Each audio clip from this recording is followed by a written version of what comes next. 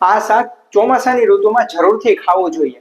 મિત્રો, આ શાકની બહુમૂલ્ય વનસ્પતિ અને તેમજ તેમનું ઔષધીય મહત્વ અને સાથે મેડિસિનલ મહત્વ પણ વધુ રહેલું છે.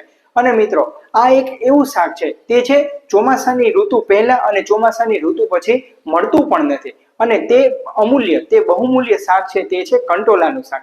મિત્રો, વર્ષા ઋતુ દરમિયાન આપણે કારેલાનું શાક તો ખાતા જોઈએ છે, પરંતુ મિત્રો બીજા નંબરનું એવું આ એક સૌથી વધારે ખવાતું શાક છે તે છે કંટોલાનું શાક. વર્ષા ઋતુમાં વાતાવરણમાં અમુક એવા પરિવર્તન થતા હોય છે, તેને કારણે આપણા શરીરમાં પણ અલગ અલગ પરિવર્તન થતા હોય છે અને તેની અસર થતી હોય છે. તેને કારણે મિત્રો બીમારી ન ઊભી થાય તેના માટે ઈશ્વરે આપણને એક સરસ મજાની વ્યવસ્થા કરી આપી છે. મિત્રો, વિવિધ પ્રકારના શાકભાજી ઈશ્વર પોતાની શક્તિથી ઉગાડે છે. જેવું વરસાદનું પાણી પડે અને ખેતરની વાળોમાં, ખેતરના શેઢે ભરપૂર પ્રમાણમાં નાના નાના લીલા લીલા એવા વેલ્વેટ જેવા કંટોળા ઉગી નીકળે છે અને તેનું સેવન આપણે કરતા હોઈએ છીએ. કંટોલાની અંદર એક અદ્ભુત ફોલેટ નામનું તત્વ મળી આવે છે. મિત્રો, ગર્ભાવસ્થા દરમિયાન મારી એક વિનંતી છે કે ફોલેટ ધરાવતું એક કંટોલાનું શાક જરૂરથી ખાવું જોઈએ.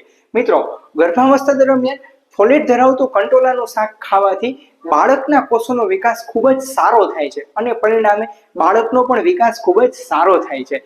મિત્રો, આ જમાનામાં માતાઓ અને બહેનો ને એક કોમન ફરિયાદ હોય છે, તે છે સિઝેરિયનની ફરિયાદ. મિત્રો, સિઝેરિયન થયા બાદ માતાઓ અને બહેનોની વ્યાધિ ઘણી બધી વધી જતી હોય છે. ઈશ્વરે કંટોલાની અંદર પ્રચુર માત્રામાં ફાઇબર મૂકેલા છે. મિત્રો, તે ફાઇબર ઇઝીલી ડાયજેસ્ટેબલ છે. તે ફાઇબર માંસપેશીઓને ફ્લેક્સિબલ કરવા માટે ખૂબ જ ઉપયોગી છે. તો મિત્રો, ગર્ભાશયની આજુબાજુની માંસપેશીઓ ફ્લેક્સિબલ રાખવા ગર્ભવતી માતાઓએ ચોમાસાની અંદર જરૂરથી કંટોલાનું સેવન કરવું જોઈએ. ચોમાસામાં આવતું બહુમૂલ્ય અમૂલ્ય શાક એટલે કે તે કંટોલાનું શાક. મિત્રો, કંટોલાનું શાક તે મોટા આંતરડા માટે ખૂબ જ કારગર નીવડે છે. કેમ? કારણ કે તે મળ નિષ્કર્ષણની ક્રિયા માટે ખૂબ જ મદદરૂપ થાય છે અને સાથે મિત્રો તે મોટા આંતરડાની ચયાપચયની ક્રિયામાં પણ ખૂબ જ સારી રીતે ભાગ ભજવે છે અને તે સહેલાઈથી પાચન કરે છે. ચોમાસામાં નાના બાળકોને આંખો આવવાની સમસ્યા કોમન રહેતી હોય છે. તો મિત્રો, કંટોલામાં ભરપૂર પ્રમાણમાં વિટામિન એ હોવાથી આંખોને સુરક્ષિત રાખવા માટે કંટોલાનું સેવન જરૂરથી કરવું જોઈએ. પ્રત્યેક વ્યક્તિ ઈચ્છે છે કે તેમની ઉંમર ના વધે, પરંતુ વર્ષ તો વધે જ છે. સાથે મિત્રો તેમની સાથે તેમની સુંદરતા પણ એવી ને એવી જળવાઈ રહે તેવી તેમની ઈચ્છા રહે છે. તો મિત્રો, કંટોલામાં રહેલું બીટા કેરોટીન અને આલ્ફા કેરોટીન એવા બે કુદરતી તત્વો મળી આવે છે.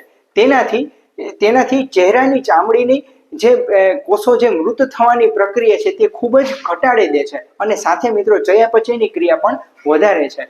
મિત્રો, આપણે એક વાત કરીશું તો તમામ શાકભાજીઓ એક બાજુ અને સામે કંટોલા એક બાજુ.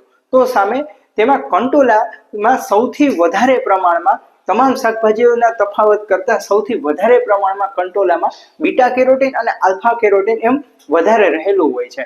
એટલે જ તો મિત્રો આપણા વડવાઓ, આપણા નાના નાની, આપણા દાદા દાદીઓ કંટોલાનું શાકનું સેવન જરૂરથી કરતા હતા. કારણ કે વર્ષા ઋતુમાં વાયુની વિકૃતિ થાય એટલે સાંધાના દુખાવા, કમરના દુખાવા અને આંખોની તકલીફ સાથે ચહેરા પર કરચલીઓ પડવી આવી વૃદ્ધત્વ તરફ લઈ જતી તમામ બીમારી કંટોલામાં રહેલું બીટા કેરોટીન અને આલ્ફા કેરોટીન એ તે વૃદ્ધત્વને આવતા અટકાવે છે. એટલા માટે તો મિત્રો કંટોલાનું સેવન જરૂરથી કરવું જોઈએ. તમે જો ઈચ્છતા હો કે ચહેરાની સુંદરતા તેવી ને તેવી રહે, આંખોની નીચે કાળા કુંડાળા ન પડે, તો કંટોલાનું સેવન જરૂરથી કરવું જોઈએ. અને ખાસ કરીને વર્ષા ઋતુ દરમિયાન આ કંટોલાનું તમે સેવન કરશો તો જરૂરથી તમારી સુંદરતા અને ચહેરાનો નિખાર સારો રહે છે. મિત્રો, કંટોલાથી લીવર પણ મજબૂત થાય છે.